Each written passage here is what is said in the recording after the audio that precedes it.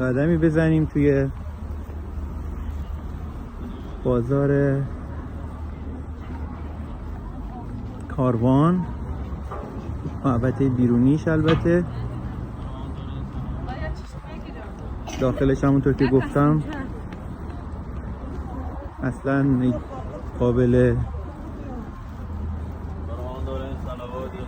توصیف نیست از نظر بزرگیش و اینکه تعداد بازارها، تعداد مغازه ها خیلی خیلی بزرگه.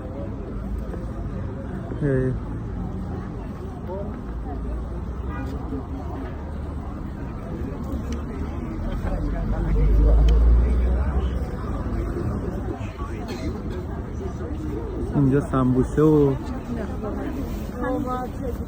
خوراکای فستفودی هست.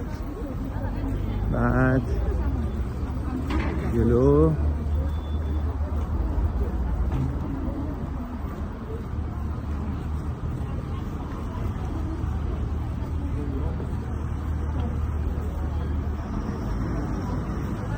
مردم خوب تاجیکستان و شلوغی های اینجا.